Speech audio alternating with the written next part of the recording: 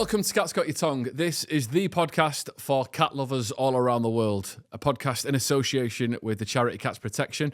I'm your host. My name's Adam Brown. I'm a very proud cat dad, cat lover, cat enthusiast, cat obsessive, if I'm honest with you. Also, the proud owner of my cat Cinnamon, who, honestly, if you follow me on Instagram, you're not going to contest. She's quite possibly the cutest cat in the world, but listen, I know I'm biased. Now, in each episode of Cat's Got Your Tongue, we chat to a celebrity guest and we find out a little bit more about the cats in their lives and what makes their relationship with their pet so special. And hopefully, we'll learn a little bit more about cat ownership in the process. Let's get into it. This is Cat's Got Your Tongue. So each week on Cat's Got Your Tongue, I'm joined by a cat-owning guest to talk about life with their pet and just gain a bit more of an insight into their relationship with cats and exactly why they love cats just as much as we do. And in the process, hopefully learn a little bit more about cat ownership myself. Now, today we are joined by a TV presenter, interiors expert and fellow podcaster, Sarah Beeny. Sarah, thanks for joining us. Oh, thanks so much for having me. It's very exciting to be able to talk about cats, which I'm a little bit weirdly obsessed by. Well, you're in the right place. I always say that about this podcast. It's like, every guest we have on, it's like, I can actually talk about my cat and people aren't going to think I'm strange and then stop me halfway through, which is perfect. But, whatever. That's it. And even if they do, I still carry on talking about my cat anyway. And they have to just accept it. Sarah, let's start, I suppose, talking about, the cats in your life. Have you always been a cat owner? Have you always been a cat enthusiast, even from being young? Yes, I've been a cat fan all my life. Let's be honest. I think kittens are just, does anyone not like a kitten? Because you really wouldn't have a heart, would you? No, they're like a cheat code just in life. Like you look at a kitten and it just melts you, doesn't it? So yeah, if someone doesn't like a kitten, huge red flag if someone doesn't. Yeah, they're really great. Yeah, I've always loved cats, and actually when I was young, we had a big fat ginger tomcat called Thomas who I loved. So I had a really good friend who her parents had a farm. I like to say they had a farm, but obviously her parents had the farm. She just kind of lived there. But they always had this. It was brilliant. It was a proper farmhouse and a proper kind of like working farm. And they had this kind of sort of porch bit into their kitchen, which had piles of boots and coats and horse equipment and stuff like that. And they always had a few empty fruit boxes and with a coat in, and there were normally 2 or 3 cats who've just given birth in them. So there were kittens everywhere, and you went in and there were just kittens. I was like, oh, this is so amazing. Yeah. So then I had my teenage years. I think we just had a couple of cats then. And then when I left home, got my own place, I always wanted to get a cat, and then met my husband. Well, he was my boyfriend at the time. He said he was allergic to cats, and I was like, oh gosh, well that's not gonna work. It could be a deal breaker. Yeah, so I just got a cat anyway, to be honest. And I thought, well, he'll get acclimatized, and he did. So that's good. When I got this kitten, it was so gorgeous, this kitten. My husband said, as long as it doesn't sleep in the bed, I'll be all right. And I was like, absolutely no problem. And then it slept in the bed, and he got acclimatized, so it was all fine. So did you end up liking the cat though as well? Because it's quite, if you like in a relationship with someone who's maybe not really into cats as much, and they take a little bit of kind of convincing, I always find that those people suddenly end up really loving cats. That's my experience of it. Yeah, it was still always, Ali was always my cat, but he didn't dislike the cat in the same way. He liked Ali. Yeah, oh bless him. But I know what you mean. That sort of connection. I think I like dogs. I love cats, but I like dogs as well. But I think that connection, not just with cats, but any pet. For me, it was just me and my cat. I've not got children, and my cat's an indoor cat as well. So there was that constant, like it was just me and her against the world, really at times. You know what I mean? And for it to not be there. And I think that the time we all went through with COVID, people talk about online. Actually, in my podcast, which is Seriously with Sarah Beeny, we do talk about virtual and digital relationships, and I just think human beings need something that they need to spend time with something that is alive. Yeah. So there's no digital sort of, you can't replace a real live person, chat to chat, or relationship with something else that's living. That interaction. Yeah. Yeah, I think human beings need to be around things that are alive properly, not digitally alive, not pictures of people who are alive, but actually they need to touch things that have a pulse. And Yeah. I think that's I mean, I've learned that not the hard way. I've been so fortunate because I do have a big family, but I think particularly for people who are on their own, having, it's, if you want, then having a relationship with another person's great, but having a living, breathing thing in your life is kind of really important for your life flow and your life. And before we kind of touch a bit more on cats, Sarah, you did mention your podcast there. It's called Seriously. Tell us a bit more about it, like where the idea came from, like, the process and like what you're aiming to do with it and that sort of thing. Well, it sort of came about because I realized that there's lots of things that people don't talk about. We're in this period of time where we cancel people. You're not allowed to say certain things. And I've always been quite sort of open and quite blunt about, if I think something, I'll just say it or ask a question. I can, like, you've got an amazing beard. I don't have a problem with saying, oh, you've got such a cool beard. That's so brilliant. Whereas some people might think, oh, don't mention it because I might insult you. You might be upset about talking about your beard. I'm like, why? Like, what's wrong with that? If you said, oh, that's so hideous, that would be really rude. But do you know what I mean? It's a really cool beard. So I kind of think we don't talk about things because we're scared of being cancelled. And I guess the podcast, Seriously with Sarah Beeny, came about because I thought, if you talk about things, and so I do it with my eldest two sons and then also my husband. Sometimes, actually, my youngest son nipped in for one of them recently. But it's about Gen Z and Gen X and subjects that a lot of people have opinions on, but they're not very educated on. So we now have opinions on what should and shouldn't happen. So there's lots of people who are sort of my age, I'm 53, who think social media is a disaster. All children should be banned for everyone.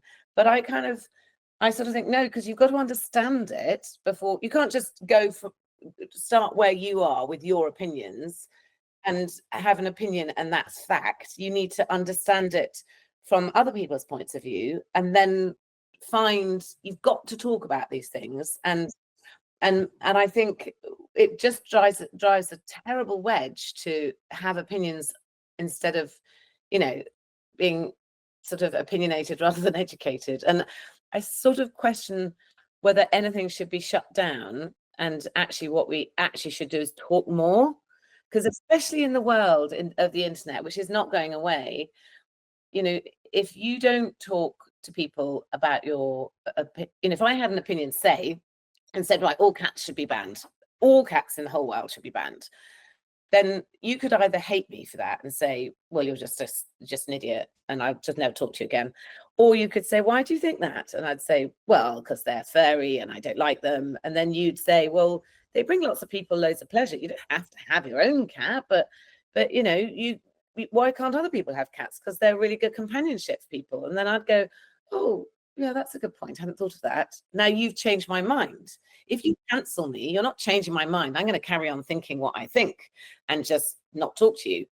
That's not helping anything or anyone or in any direction. We need to talk about it with an open mind, then learn from each other. So that's where Seriously came from. Yeah.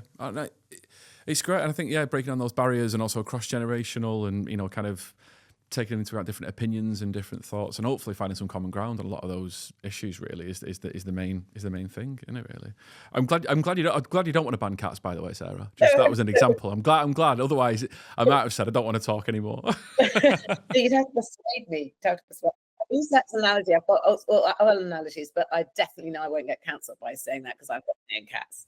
Yeah. So in terms of cats as well, I know that you posted a really lovely photo a while back when you're actually going through chemotherapy with your dogs and cat on the bed with you. And obviously it would have been a really difficult time, for yourself. And I know that previously we've heard from listeners of this podcast, and they often talk about the comfort that can come from owning, a cat at times like that.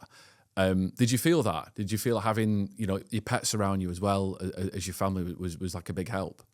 Yeah, definitely. I mean, yeah, pets are very good.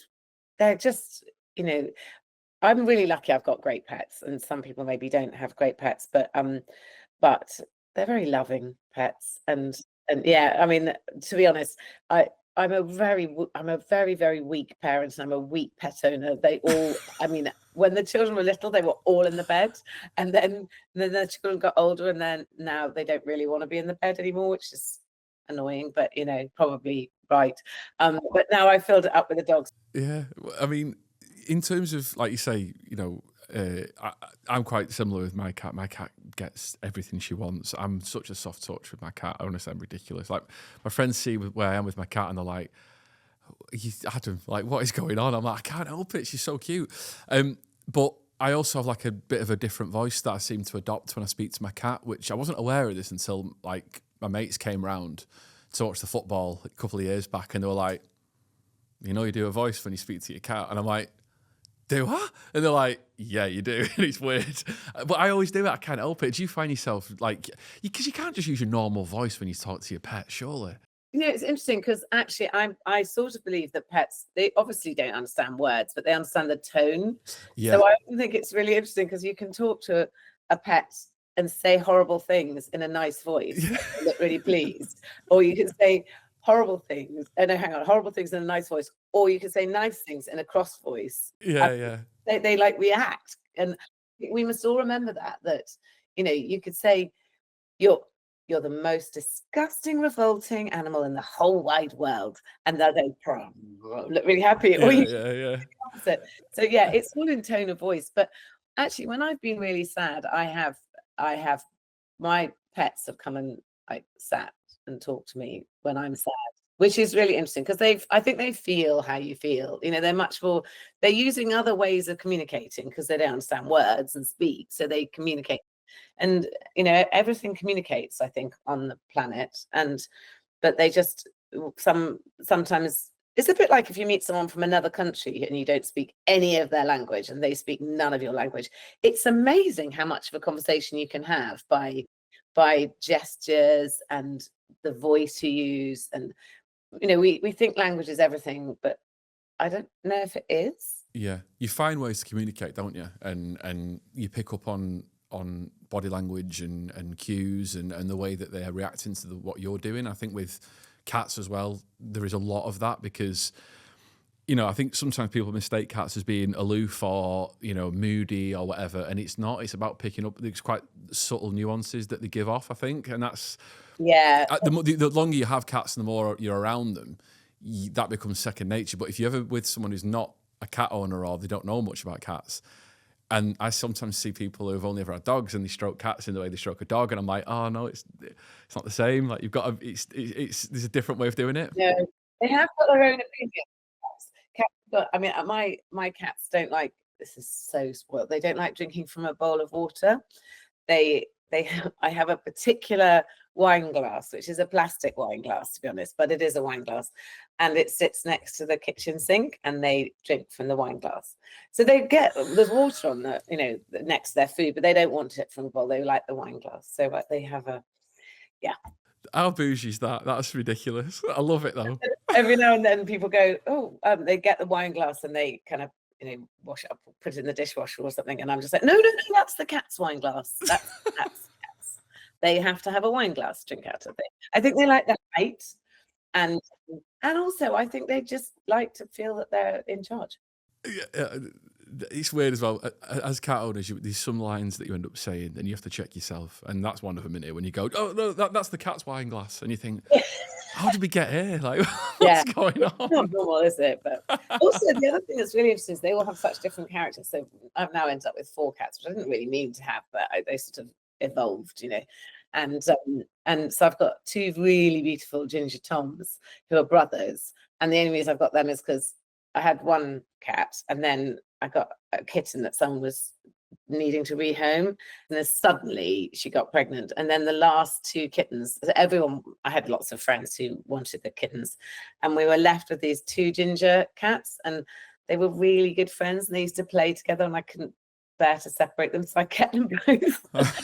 So I've got a pair of ginger Toms and their mum, who absolutely hates them, and they quite like her, but she just has no time for them. I'm like, literally, they're dead to her. And then this one old cat who needs a lot of love and gets quite cross, actually. If you stroke her and then you stop, she'll bite you. Yeah, my cat does that sometimes. It's quite bold, that, isn't it? Like, for a cat to go like, can you carry on? Yeah, Because I will attack you. Excuse me, can you just, like, what do you think you're doing? Stopping. Like, no more. Right, Sarah, we're just going to take a little pause there, but we're going to get Nicky on from Cats Protection, who's our cat behaviourist, and hopefully she'll answer a few more questions that you might have about cats. So we'll be right back on Cat's Got Your Tongue. Welcome back to Cat's Got Your Tongue, the podcast all about cats in association with Cats Protection. Now, as you know, I don't know everything there is to know about cats, far from it, but I'm always willing to learn, and I'm always passionate to find out more about exactly what it takes to be a better cat owner and an all-round better cat dad. Sarah Beeny is still with us as well, and we're now joined by Nicky from Cats Protection, who's a cat behaviourist, and also my saviour when it comes to anything that I need to know about cats. I've often sent you panicked WhatsApp messages, haven't I, Nicky, at midnight going, my cat's doing this, what is happening? Please explain, help. And you're like, calm down, Adam, it's all good. So welcome back to Cat's Got Your Tongue, Nicky. It's always lovely to have you. Thanks, Adam. So, Nicky, we're still here with Sarah, who is a big animal lover. Sarah, is there anything you've ever kind of wondered about cats? Is there any questions that you've ever had about, why cats do certain things, or just anything generally about cat ownership? Well, God, yeah. I suppose one thing I don't know. I mean, they do what they want to do, don't they? That's one of the reasons I like them. They have their own opinions, and they do behave how they choose. But yeah, I guess when you stroke cats and they want you to stop, they don't want you to stop stroking. They're quite aggressive at times, but that's, I guess, because they just want stroking more. Is that right? Yeah. So cats obviously do dictate how much interactions they like. On average, most cats actually prefer more frequent but less intense interactions. But there are some, and it sounds like your cat's like this, that just want the love to keep on flowing. I think sometimes as owners, we can really overlook some of the more subtle signs they give us, and that's why sometimes they then end up resorting to something a bit more obvious, like a sort of a little love nip or something like that. So I guess it'd be a case of Adam's like, banked for later. Yeah. No, my cat does that as well. So I'm thinking but I kept thinking I've just spoiled her. I'm thinking, have I just give her too many strokes and now she expects the world? And when I don't give it her, she's like, come on, mate, what's going on? I don't think you can spoil a cat with love, though. I don't know. I've given it a good go, I think. There's probably other ways, Adam, but not with attention. And I think if she's enjoying it and she wants to have more, then that's brilliant. The difficulty we have is when it doesn't necessarily factor into our lives as easily. I did something with my cat, which is called, this is what we learned at uni anyway, it's called like an interactive key, and it means like a way of communicating to your cat when you're available. So it's like a physical object that's quite unusual that they can see, and when that's around, like it's often like a toy or something, that means you're available for fuss, and when you're busy, the toy is not present. Although I have to admit, with my cat, I accidentally trained this we had like a bin with a flat lid. And so when he was on the bin, I used to give him loads of fuss. And in the end, he kind of learned, like if I sit on the bin, this is where I go for attention. It works. It wasn't unintentional, but like I understood like, oh, this is the interactive key thing. The bin part is kind of awkward, but at least it was easier to stroke. That'd be amazing. But how would they end up making that initial connection? Do you know what I mean? If you had like what kind of item could you use? So it's all about positive reinforcement. And then being really consistent with the process. You need to have something that's quite different looking. And it's taken from the dog world, like a lot of things are. Like the dog, it's kind of like a toy that they can present to and to be like, I'm ready and available for fuss. And then it's sort of really obvious, but there's lots of different ways. And let's be honest, cats always find a way. Yeah, and also I feel like with a dog, I think it'd be like just dead excited and it sees a thing and it knows. And I think one day a cat might just go, I don't know about that. I'll just do my own thing anyway. Exactly, but that's good. But it's giving them the choice, and that's the key thing here, isn't it? Yeah. Is there anything else, Sarah, that you've ever wondered about cats? Is anything your cats do that you're like, why? What's going on? No, I sort of think I've worked it out with a lot of them. I know that if you have if you get a very, very young kitten and you carry them around and cuddle them, then you'll have a cat who likes being carried around and cuddled. But if you don't carry around and cuddle them enough, they'll like being stroked. But a cat that hasn't been picked up and carried around when they're really young will never like being picked up and carried around. And that's something I've only learned the hard way, because now if you don't spend enough time holding them, then if you want to hold, maybe you don't want to hold your cat, in which case it doesn't matter, but they'll come to you when they want to, but it's on their agenda. They want to be stroked, but they definitely don't want to be picked up unless they've been picked up a lot when they're little. Is that true? Yes, it is. And the kitten socialization period, which is when they're learning about what's normal in the world, including like interactions and things, it's super young. It's 2 to 7 weeks. And most of that will happen either like in a rescue center or a breeder or wherever. But if they've had good, decent socialization in that period, there is like a residual drop off up until about 12 weeks, which is when most people will have their kittens. And that's why you say putting that time in and giving them this regular positive experiences and kind of setting them up for what life as a pet's going to be like in that household. It's so important. We had a few sets of kittens when my kids, I've got 4 sons, and when they were really little, and my kids would cuddle them and take them around, and the kittens would love them, and they'd love them back, and they'd feed them bits of their supper. And so these cats were so tame. By the time they went to their new owners, they were just the best cats ever, because they've been sort of handled by the kids. Well socialized. Yeah, and they were such nice cats, because the kids had loved them a lot of love. Is there no way at all, Nicky, that like later, because my cat Cinnamon, she's 3, and she's just not massively keen on being picked up. I've tried. I've tried to give her cuddles all the time. She's not. I mean, my old cat Ruby was okay with it. Cinnamon is a little. I mean, I've had her for like 5 months now, and she's still a little bit jumpy sometimes. Even when I approach and walk up to her, she's a bit. She thinks, which I think that her history, I think she was mistreated. She's not massively keen on being picked up. And is it any way that is it ever going to change that, or is that just something that's so important in those early years, like Sarah said, or could she maybe get a little bit more open to it at some point? So there's a little bit of flexibility within each cat. How much that is will vary. And it does depend on that original level of socialization, like Sarah said originally. I think the first thing you need to address with Cinnamon is, like you say, that slight jumping and startle response if you're approaching, and then we're moving to a different process. None of these roll off the tongue. It's called desensitization, and this is where you're like getting her super gradually used to it at a pace that she can cope with, and every cat will be different, and making your interactions with her really predictable, you're consistent, and you put the ball in her park effectively, so you're sort of allowing her to come up to you a lot of the time and choose interactions, and also do something called like the 3-second rule, where maybe you fuss her for a little bit for 3 seconds and then stand back and then wait for her to ask for more fuss. So then again, it's giving that sense of control. Yeah, and obviously, I'm not just, when she's not keen on being picked up, I don't keep doing it. It's not like, because it's like one of the things where I'm like, you will be picked up. I just every now and again, when I feel like I'm making that connection, I push it a bit too far, I think.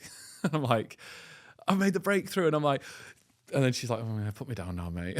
It seems to me that cats are not, they kind of, once they work out who they trust and how they want it to be when they're really little, and that's kind of how they are really always. And it's all about trust, isn't it? It's if they're really tiny and they are in a situation where they do trust humans and they never get treated in a bad way, then they're fine with it. But I think they're a little bit, it seems to me that cats are a bit like one strike and you're out. Like do something horrible and you're dead to me. Yeah, and it's interesting that, Sarah, because my cat, she it's weird, even though I'm with her every day, she's much more confident around women. Oh. Yeah, like when my mum first met her, she came straight out to her and she was like, and I'm literally like, I do everything for you. And, like, and now she's still a little bit scared of me. So I'm thinking maybe she was mistreated by a man, or I don't know. I don't know if that, am I just kind of creating a narrative here, Nicky, or is that like something, would she still remember it from even being, I'm talking 2-3 years ago? So there's lots of questions there. First of all, yes, you would still remember it if that had happened. They've got amazing memories and they do remember. And yes, Sarah, they are very much like one strike and you're out. And I think that's good because it's a protective thing. It keeps them safe. They don't sort of, stay there for abuse or anything. But you potentially could be creating a narrative, which lots and lots of people do. The kind of kicked by a man narrative is huge and out there. And quite frankly, yes, that will be the case in some scenarios, but I think the vast majority of these situations, it's actually down to poor socialization. And actually, they've just been brought up around women and not men. Right, okay. And so they're just not used to them. And let's be honest, like with a beard and everything else, and you're very tall. I'm terrifying. Is that what you're trying to say? Yeah. It's just different. That's all. And it's about and all people, everybody comes in different shapes and sizes and different voices, and how we walk and everything, including children and toddlers are probably the most unusual from a cat's perspective. Yeah, all loud, like loudness, loud and voice unpredictable. And all that kind of thing. Yeah. So it's about getting used to lots of different people, and the research shows that kittens need to get used to at least 4 different types of people to be really well socialized across all, and then be able to generalize across people in general. Yeah, that makes sense. And also the pheromones must be, I mean, that's a big thing for a cat, isn't it? Because it's all about the bits they like being scratched here, don't they? That gives off pheromones. So presumably human beings have, there's a lot of smell issues, are there, going on? So there is a lot of smell. The thing I'd say about pheromones is they're species specific, so that like cats respond to cat pheromones and people respond to people pheromones. So know that. So they don't know if you smell or not. So you can be really smelly. I mean, you can be really smelly, but it wouldn't have the same messaging that it would have for people, and vice versa with the cats. Like as much as would be we have human pheromones that we would respond to. We're not able to detect the scent of cat pheromones. Wow. Whereas they can. So, and the same way they don't respond to the dog ones, and it doesn't cross species, and yet we still have all other smells. And we certainly know what a dog smells like, but we wouldn't pick up their dog pheromones. It's different. And the other thing I always think is really interesting about cats is that maybe it's in all species, but there's definitely a moment where cats will have kittens and they're massively protective and amazing mothers. They're brilliant mothers. And I mean, obviously not every cat, but as a majority of them, they're really, really amazing at it. And then there is a moment where they just are like, I am completely done with you and I just want you to go away and never come back. And that's that. I mean, I guess it happens in a lot of the animal world, doesn't it? And probably humans. Just about to say that. But humans, quite keen for them to come and visit. Whereas cats, I mean, the thought that it would be nice for your cat if they had kittens, for them to have their kitten around. They don't want their kitten around. They want it to go away permanently. There's no sentimentality between a mother and a kitten after a certain age. Yeah, completely agree. But also the research and how cats respond out in the wild completely backs all of that up as well. So I think it goes back to the fact that they are technically a solitary species. And so like again, out in the wild, they would, and particularly the males would disperse. And that's again a common to a lot of species. But even with the females, like you said, they're much happier being by themselves. And certainly, like I actually fostered Cato's mother and litter, and everyone was like, "Oh, why didn't you keep his mother?" And I'm like, "Because she doesn't like cats." And it will get to a point when she won't want her kittens around. And so you see it actually, because having 2 brothers, they are really good mates still. Yeah, which they love each other and they play and they sort of fight and they chase each other and they both come for walks.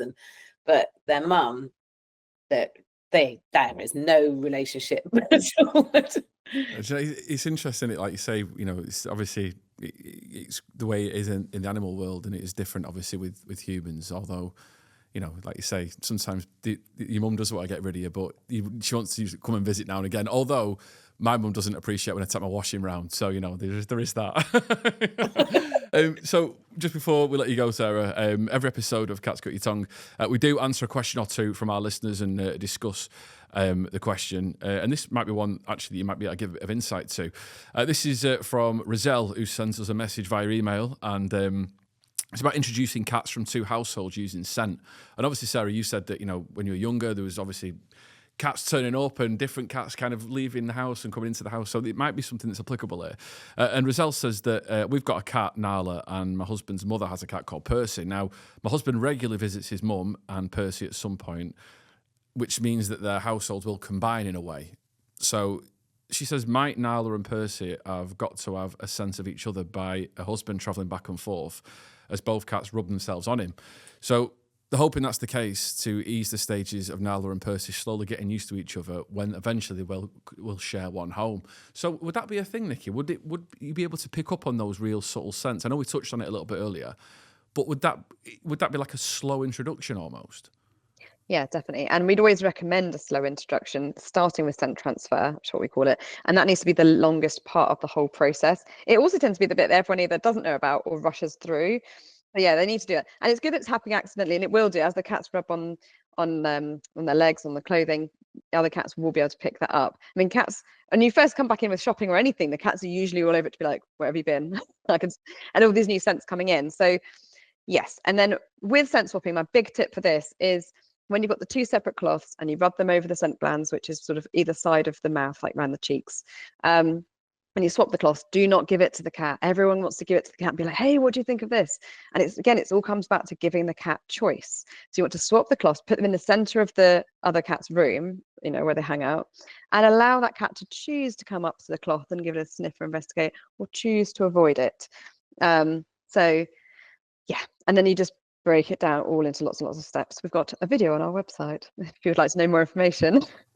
Have you ever had any issues with that, Sarah? You know, like cats kind of come into the household, or do you ever have any, you know, if you're more out when you've lived out in the country and stuff, do you have ever a cat's kind of coming in and causing any like upset in the dynamics or anything like that? Have you ever experienced anything with that? With having, you know, so many cats in the past.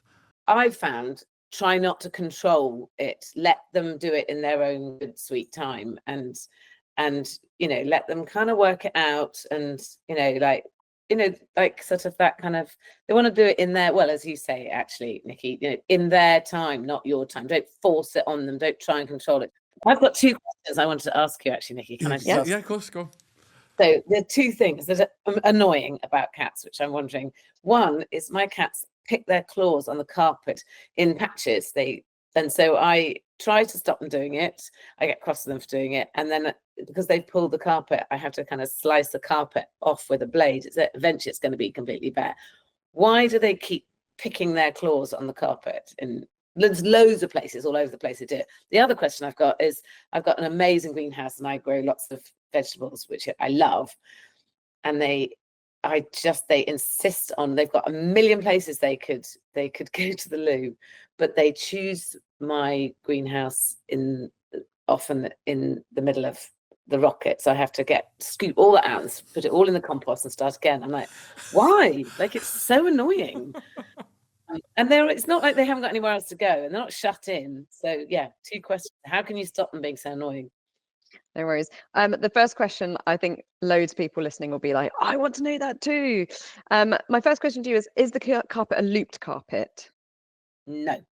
Okay, well, that's a good start, because anyone who's got a looped carpet, you're screwed and you've got to get one that's not looped. Second of all, they're doing it on the carpet on a horizontal surface, presumably, rather than like a vertical aspect of your stairs. Yeah. So what this is showing is the cat wants to have a horizontal surface to scratch on, and we just have to try and emulate that in a different way that's suitable to us. So often something like a Koya front doormat or something like that you can give the cat that has the same surface, and it needs to be sturdy as well so it doesn't move all over the place. And then you can, because it's a natural behavior, they want to do it and they're driven to do it, but we need to give them something that suits it. And I find a lot of cats that are going for carpets have given a lot of vertical posts. They need horizontal surfaces to scratch on. So that's that one. And also looking at where they're scratching as well, because if they're doing it near doorways, like like front door, back door, cat flaps and things, that could be more of a territorial marker. Whereas if it's more of a plucking motion, which it sounds like it is from what you've said, that's more claw maintenance. They tend to do that more when they first like wake up, so they have a stretch and a scratch. So they need scratching surfaces near there. You can encourage them to use a new scratching surface by putting like a decent catnip spray on it, or getting some catmint leaves, breaking them apart and rubbing that onto the new scratching surface. So that can really help. And with the second question of the greenhouse, first of all, I have a greenhouse too, and I feel your pain. Because I'd be horrified if my cat was doing that too. Is there any opportunity of not giving them access to the greenhouse? Yeah, I do that. I shut the doors, but when it's really hot, it gets too hot and all the plants die. So you kind of go. Of course, yeah. And then last year, actually, I had a complicated netting system I put over it to try and discourage it. But they'd even pull the netting aside. I was like, there's literally an entire farm to go to, but no, they'd like rip the netting. Just really annoying, to be honest. So I had to staple the netting on, and then anyway, that was my solution. So the other thing you could do is you could put like a mesh on the doorway, and you can actually get cat-proof ones. Like people use them often in like balconies and flats and things like that. Particularly if they want to have like a window open, but they don't want the cat to be able to get through the window. So you can get some proper meshing that you could stick to that frame, and it would keep the cats out. And that's probably easier than having to do individual plants. You can just keep them out the whole greenhouse altogether.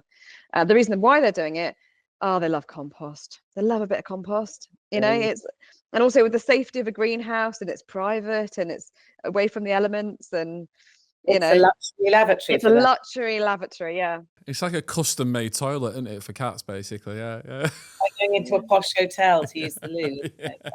Exactly. So they're like, thanks, I didn't know you cared so much. Sarah, one final question before we let you go. Something we always tend to ask our guests. What is the best thing about owning a cat? Just the fact that they've got really, really strong opinions, and they don't really care what you think. I quite like that. Yeah, I love that as well. Sarah, thank you so much for joining us. It's been such a great laugh to have you on and just find out more about your life with cats. Thanks again, Nicky, as always, for sharing your insight and teaching us more stuff about cats we all want to know. And that's it for this time. Cat's Got Your Tongue is made in association with the charity Cats Protection. Thanks to you for listening. Remember to hit subscribe so you don't miss our next episode. You can find us wherever you listen to your podcasts, or you can watch the episodes on YouTube as well. And don't forget, if you've got any questions you want to be featured in a future episode, questions, funny stories about your cat, or just anything cat related at all, really, you can get in touch by email pod@cats.org.uk, or you can leave us a voice note on WhatsApp if you want on 07824 551076. Tell your friends with cats about us, share the podcast, give us a review, and we'll see you next time on Cat's Got Your Tongue.